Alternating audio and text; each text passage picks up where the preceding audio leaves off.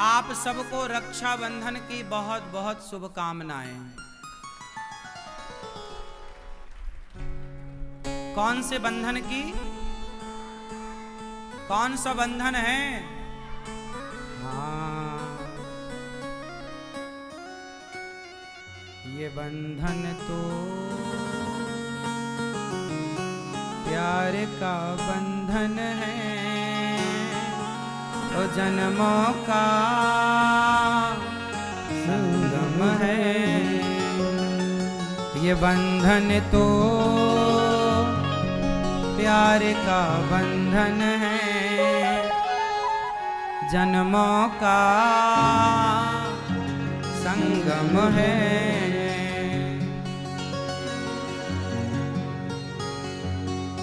क्या होता आजकल? देखो, रक्षाबंधन का ये पावन पर्व वर्ष में एक बार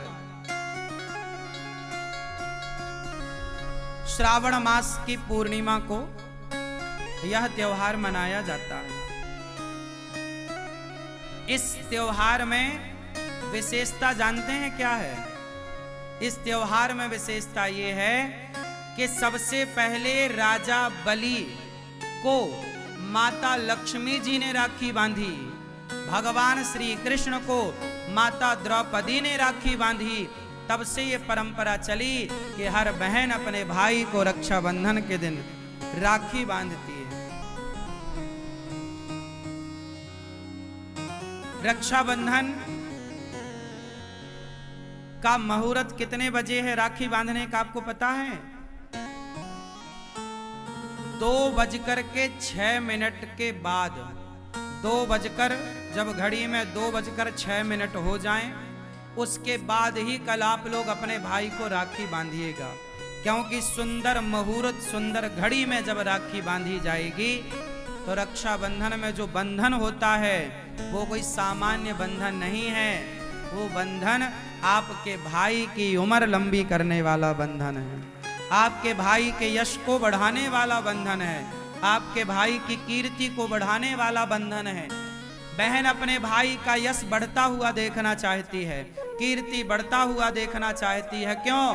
क्योंकि भगवान ना करे कि कल को बहना पर कोई संकट आया तो भाई सबसे पहले आकर अपनी बहन की रक्षा के लिए खड़ा होगा।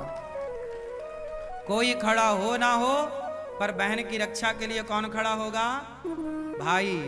तो कल 2:06 मतलब रक्षाबंधन के दिन 2:06 के बाद ही, क्योंकि 1:15 बजे तक तो भद्रा है, उसके बाद भी फिर कोई बढ़िया सुंदर जो मुहूर्त है वो 2:06 के बाद से ही स्टार्ट होगा। तो आप कल अर्थात प्रेम पूर्वक रक्षाबंधन अपने 19 तारीख को, 19 अगस्त 2:06 से पावन पर्व भाई का मुख जब राखी बांधो तो पूर्व दिशा की ओर होना चाहिए। राखी हमेशा या लाल कलर की या पीले कलर की हो, धागा है ना, धागा भी रेशम का होना चाहिए। भगवान गोपियों का संदेशा उद्धव जी श्री कृष्ण तक पहुंचाते हैं और भगवान ने अपने हृदय में गोपियों का दर्शन कराया। ये गोपियों का जो दर्शन था उद्धव जी को, ये केवल अभिमान को, जो अभिमान था गोपियों के अंदर, एक उद्धव जी के अंदर, उन अभिमान को गोपियों ने तोड़ा और भगवान ने अपने हृदय में गोपियों का पावन सा दर्शन कराया।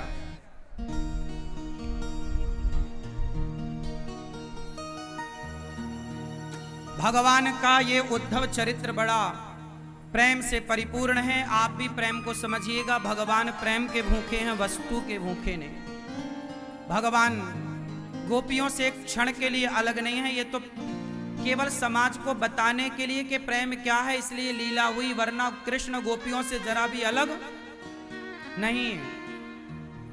भगवान का विवाह माता रुक्मणी जी से हुआ, दूसरा विवाह भगवान का जाम्बवंत की बेटी जाम्बवती से, तीसरा विवाह भगवान का सत्यभामा से। किससे ब्याह हुआ? चौथा विवाह भगवान का यमुना जी से हुआ। पांचवा विवाह मित्रविंदा, छठवा सत्या, सातवा भद्रा, आठवा लक्ष्मणा।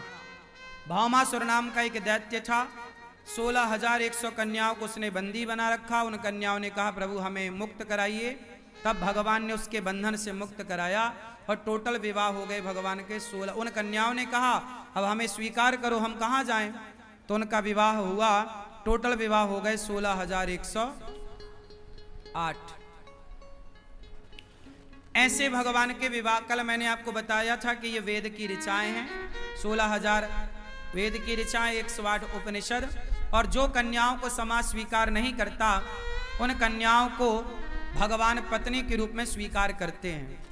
इसलिए भगवान का विवाह करना, कुछ लोग कहते हैं ना भगवान ने इतने विवाह क्यों किए? भाई भगवान है। हमने कल बताया था कि भगवान तो सबके ही पति हैं, प्राणों के पति। तो इस हिसाब से तो सभी भगवान की पत्नियां हैं। कोई आप और हम बचे थोड़ी हैं, हम भी तो भगवान की हैं। तो भगवान सबके पति हैं। आप में से कितनों के पति भगवान हैं?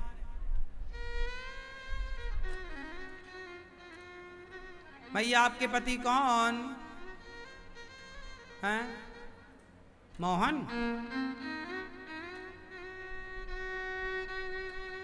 हम सबके पति मनमोहन भगवान। भगवान अपनी पत्नी से ना थोड़ा हंसी मजाक भी करते हैं। गृहस्थी कैसी चलती है? रोते रोते नहीं चलती। कैसे चलती है? हंसते हंसते कट जाए रस्ते, जिंदगी यूं ही चलती रहे। कैसी चलेगी? हंसते के रोते रोते? हंसते हंसते जिंदगी चलनी चाहिए। कैसी चलनी चाहिए? कैसी चलनी चाहिए? हंसते हंसते, हंसते हंसते चलो। पत्नी से थोड़ा हंसते रहो, पति से थोड़ा हंसते रहो, थोड़ा हंसते रहो, थोड़ा रूठो, थोड़ा मनाओ, थोड़ा नाचो, थोड़ा गाओ, थोड़ा अच्छा जीवन जियो। कुछ लोग ना बस भौंदू टाइप के बैठे रहेंगे मुंह फुलाए। ऐसे लोग अच्छे नहीं होते। कुछ लोग ऐसा हंसते ही नहीं, थोड़ा हंसा भी करो मेरी माँ। कुछ लोग होते हैं ना बस ऐसे बैठ रहे हैं।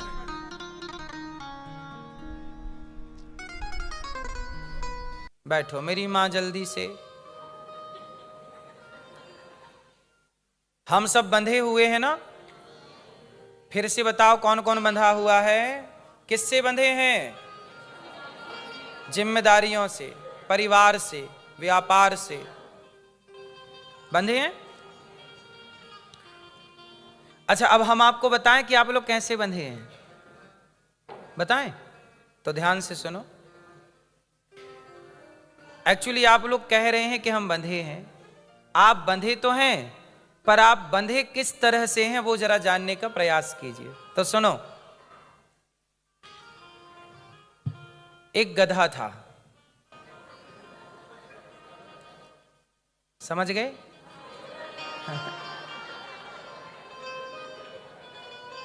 नहीं, आपके लिए नहीं है ये। आप केवल सुनिए। अभी जब पूरा सुन लेंगे तब आपको क्लियर हो जाएगा कि वो गधा कौन। एक गधा था। धोबी उसे ना गधे पे कपड़ा रख के धोबी घाट ले जाता था कपड़े धुलने।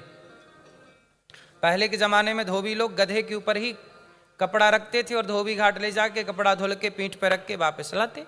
यही पहले के जमाने में व्यवस्थाएं थी। एक धोबी गधे को लेकर के धोबी घाट गया। संयोग देखिए कि धोबी ने गधे को बांधने की रस्सी नहीं ले गया। रस्सी से बांधता था ना गधे को, आज भूल गया। जब रस्सी भूला तो धोबी बड़ा परेशान हुआ कि यदि मैं वापस जाऊंगा तो बड़ा टाइम लगेगा, मैं लेट हो जाऊंगा और दूसरे काम समय से नहीं हो पाएंगे। बड़ा परेशान। तो वहाँ एक संत जी बैठे थे। तो धोबी ने साधु जी से कहा, महाराज आपके पास कोई रस्सी पड़ी हो तो दे दो, हम जरा सी देर के लिए लेंगे, गधे को बांध लेंगे और जब कपड़े धुल जाएंगे तो आपकी रस्सी हम वापस कर देंगे। संत जी ने कहा कोई बात नहीं, रस्सी की जरूरत नहीं है, तुम बिना रस्सी के इस गधे को बांध सकते हो। धोबी बड़ा आश्चर्य से बोला कि भाई साहब, संत जी, गुरु जी, ये बिना रस्सी के गधा कैसे बंधेगा? बोले कि गधे के गले में झूठ मूठ का हाथ डालो। भाई रस्सी भूल गए हो ये बात तुम्हें पता है, गधे को थोड़ी पता है कि तुम रस्सी भूल गए हो। तो उसके गले में झूठ मूठ का हाथ डालो। तो गधे के गले में झूठ मूठ का धोबी भाई ने हाथ डाला और जैसे पेड़ से रोज सच्ची मुच्ची बांधता था, आज झूठ मूठ का बांध दिया। और गधे को लगा मैं बंध गया। अब गधे को कहां पल्ले पड़ती कि कहां रस्सी है, वो तो बंधा। अब गधा वहीं बैठे वहीं खड़ा होए, वहीं बैठे। धोबी के पूरे कपड़े फिनिश धुल गए। उसने गट्ठा रखा पीठ में धोबी ने गधे के और एक डंडा मारा, चल। अब गधा चले ही ना, गधा आगे ही ना बढ़े। तो धोबी ने फिर साधु जी से कहा महाराज ये तो आगे नहीं बढ़ रहा है, क्या जादू हो गया? संत जी ने कहा तूने उसे खोला कि नहीं? धोबी बोला मैंने तो बांधा ही नहीं था। संत जी ने कहा बांधा नहीं था तो बांधने का नाटक तो किया था। उसके गले में झूठ मूठ का तुमने हाथ डाला था ना, तो उससे तो यही लगा था कि मैं बंधा हूं। अब जैसे तुम खोलने के लिए रोज उसके गले में हाथ डालते थे, आज तुमने उसके गले में हाथ नहीं डाला। अब उसे खोलो। तो जैसे रोज खोलते थे सच्ची मुच्ची का, आज झूठ मूठ का उसके गले में हाथ डालो। और जब गधे के गले में हाथ डाला तो गधे को लगा मैं खुल गया, क्योंकि गधे का अभ्यास बन चुका था, प्रैक्टिस हो चुकी थी कि पहले धोबी आता, वो गधे के गले में हाथ डालता, फिर डंडा मारता। और आज अचानक डंडा मार दिया बिना गधे के गले में हाथ डाले। तो गधे को लगा कि आज मैं गधा हूं कि ये गधा। और जब गधे के गले में हाथ डाला तो गधे को लगा मैं छूट गया, गधा चल पड़ा। अब यहां प्रश्न आपसे है, बताओ गधा बंधा था या नहीं बंधा था? उत्तर बोलो। गधा नहीं बंधा था, परंतु उसने अपने को बंधा हुआ मान रखा था। इसी तरह अब बताओ गधा कौन? जैसे गधा बंधा नहीं था पर उसने अपने को बंधा हुआ समझ लिया, मान लिया, उसी तरह हम में से कोई भी किसी से नहीं बंधा, पर सारी जिंदगी अपने को बंधा हुआ आप मानते हो कि हम परिवार से, व्यापार से, जिम्मेदारियों से बंधे हैं। अच्छा एक बात बताओ, आपने कहा कि हम बंधे हुए हैं, आज बुलावा आ जाए ईश्वर का तो जैसे हो वैसे ही जाना पड़ेगा कि नहीं? इसका मतलब आप बंधे कहां हो, किससे बंधे हो आप बताओ? आज के आज जस के तस जाना पड़ेगा। खड़े हो तो बैठ ना पाओगे और बैठे हो तो खड़े ना हो पाओगे। रोटी यदि हाथ में है आपके तो मुंह तक ना जा पाएगी और मुंह में है तो चबा ना पाओगे, यदि बुलावा आ गया तो। बोलो हाँ। इसका मतलब ये हुआ कि हम बंधे तो है नहीं। कौन किससे बंधा है ये बताओ? कोई किसी से नहीं बंधा, लेकिन हमने सारी जिंदगी ये धारणा बना ली, ये मान्यता पाल ली मस्तिष्क में कि हम बंधे हुए हैं। हमें लगता हम परिवार से बंधे हैं, हमें लगता हम जिम्मेदारियों से। याद रखिएगा जिस दिन हम मर जाएंगे उस दिन भी ये परिवार जस का तस चलेगा, उस दिन भी ये जिम्मेदारियां जस के तस होंगी। हमारे रहने से हमें ऐसा लगता है कि हमारे रहने से बहुत कुछ हो रहा है, हमें लगता है कि हमारे बाद क्या होगा। हमने ये गलत फहमी पाल ली कि हमारे बाद क्या होगा, हमारे बाद भी सब कुछ अच्छा होगा। अच्छा आप सबके बाप दादे मर गए, उनके बिना कोई काम रुका आपका? ऐसे आप भी एक दिन मर जाओगे तो आपकी आने वाली पीढ़ी का कौन सा काम रुकेगा? सारे लोग सारी जिंदगी इस गलत फहमी में रहते हैं कि मेरे बाद क्या होगा, सब बढ़िया होता है। इसलिए इस गलत फहमी से बाहर आओ कि आप बंधे हो। आप में से कोई नहीं बंधा, सब मुक्त हैं। हम ऑलरेडी क्या हैं? मुक्त हैं। लेकिन मुक्त होके भी हम जबरदस्ती पकड़े हैं और हम कहते हैं कि इसने हमें पकड़ रखा है। अच्छा ये बताओ, पोता पोती ने आपको पकड़ा है कि आपने पोता पोती को पकड़ा है? पोता पोती ने दादी को नहीं पकड़ा, दादा दादी ने पोता पोती को पकड़ा है। फिर आप क्या कहते हो? हम बंधे हुए हैं। आप बंधे नहीं हैं, आपने जबरदस्ती अपने को बंधा माना उस गधे की तरह। वो बंधा नहीं था, पर वो समझ तो यही रहा था ना कि मैं बंधा हूं। ऐसे आप लोग भी परिवार में ऐसे मान लेते हो कि आप बंधे हैं। इसलिए परिवार में रहो पर बंध करके ना रहो। भागवत यही तो सिखाती है कि जिंदगी में रहो पर बंध करके नहीं, मुक्त होकर के रहो। ये भाव रखो कि हम बंधन में नहीं, हम मुक्त हैं। और मुक्ति जिसके जीते जी मुक्ति हो गई, उसकी ही मरने के बाद मुक्ति होती है। जो जीते जी मुक्त नहीं हो पाया, वो मरने के बाद क्या मुक्त होगा? मुक्ति मरने के बाद तो होगी ही, पर एक मुक्ति है जो जीते जी होती है। जीते जी मुक्त हो जाना, किसी से बंधन ना हो, सब मन केवल भगवान में हो, यही जीते जी मुक्ति है।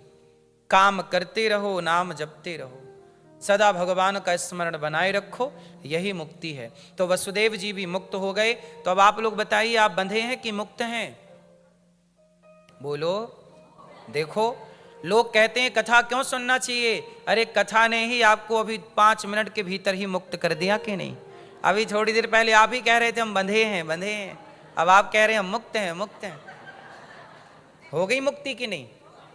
और जिसकी जीते जी मुक्ति हो जाए, अभी तो केवल ये मुक्ति आपने सुनी है, अब इसे जी करके देखेंगे तो और आनंद होगा।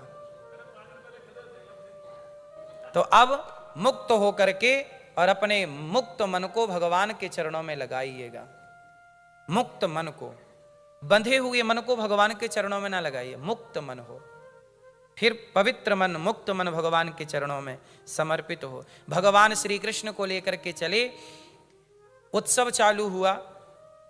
भगवान कृष्ण का उत्सव चल रहा था कि कंस ने पूतना मौसी को भेज दिया। पूतना लोक बालघ्नि राक्षसी रुधिरासना जिघांसयापहरये स्तनम दत्वापसद्गतिम। पूतना, पूतना लोक बालघ्नि राक्षसी रुधिरासना। पूतना कंस के द्वारा भेजी गई एक राक्षसी थी। भगवान कृष्ण को मारने गई, अपने स्तनों में जहर लगा के गई कि दूध पिलाऊंगी, कन्हैया पिएगा। तो दूध तो था नहीं, उसमें जहर था, तो जहर पी लेगा और कन्हैया मर जाएगा। भगवान को मारने के लिए पूतना मौसी ने षड्यंत्र के तहत जहर लगाया और मारने चली। पूतना मौसी जब चली तो रूप बदल के गई, बड़ी सुंदरी बंठन के गई थी, बड़ी पापनी, बड़ी दुष्टात्मा, पर बड़ी पुण्यात्मा सी दिख रही है, सुंदर। गई पूतना मौसी, यशोदा मैया लाला की सेवा में लगी थी। पूतना गई, अरे बहन यशोदा, तेरे लाला को दर्शन करवे के ताई आई हूं, ने के लाला को दर्शन कराए दे। मैया बोली, बहन कहाँ से आई हो? अरे बहन तो मोकू जाने ना है, मैं तेरे संग में छोटी थी, तू तब याद कर, मैं तेरे संग खेला करती थी।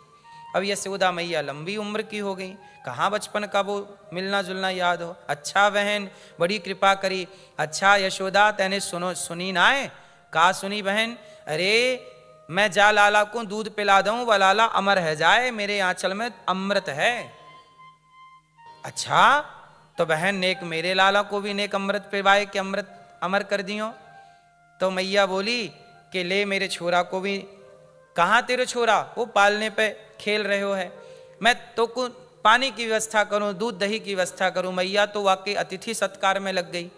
अब यहाँ पालने पे कन्हैया अकेले लेटे थे, पूतना मौसी गई, और जैसे ही पूतना मौसी कृष्ण के पास पहुंची, भगवान श्री कृष्ण ने पूतना को देखकर नेत्रों को बंद कर लिया। पूतना को भगवान ने देखा भी नहीं। क्यों नहीं देखा? भगवान कहते हैं कि पूतना बाहर से तो बड़ी सुंदर है, पर भीतर से कपटी है। मारने आई, बाहर से बड़ी रूपवान है, सुंदर है। भगवान कहते हैं जो बाहर से सुंदर है, भीतर से सुंदर नहीं है, ऐसों को हम देखना भी पसंद नहीं करते, इसलिए नेत्रों को बंद कर लिया। भगवान कौन सी सुंदरता देखते हैं? तन की कि मन की? कौन सी सुंदरता? इसलिए सुंदर वही है जिसका मन सुंदर है। चमड़ी सुंदर बहुत लोगों की हो सकती है, तो चमड़ी की सुंदरता मायने नहीं रखती, मन की सुंदरता मायने रखती है। आपकी सदगति चमड़ी की सुंदरता से ना होगी, आपकी सदगति आपका कल्याण मन की सुंदरता से होगा। इसलिए क्या सुंदर होना जरूरी है? मन। निर्मल मन जन सो मोहि पावा, मोहि कपट छल छिद्र न भावा। भगवान क्या चाहते हैं? निर्मल मन। इसलिए मन को निर्मल करिए और प्रभु को समर्पित करिए। छल कपट त्याग दीजिए। अच्छा, आप लोगों के पास छल कपट है कि नहीं? है या नहीं? आपका मन साफ है? हाँ या ना? ठीक है। यदि आपका मन साफ है तो ठीक है, क्योंकि मन गंदा तो फिर देखो पानी गंदा होगा तो उस गंदे पानी में आपका प्रतिबिंब नजर नहीं आएगा, लेकिन जब पानी साफ होगा तो उसमें आपका प्रतिबिंब चित्र नजर आएगा। उसी तरह जब मन गंदा होता है तो भगवान का दर्शन नहीं होता, पर मन जब निर्मल होता है तो उस निर्मल मन में ही परमात्मा का दर्शन हो जाता है। कहीं बाहर देखने की जरूरत नहीं पड़ती। परमात्मा बाहर का विषय नहीं है, भीतर है। अच्छा, एक बात बताओ, आप लोग चाइना का अखबार पढ़ लेते हो?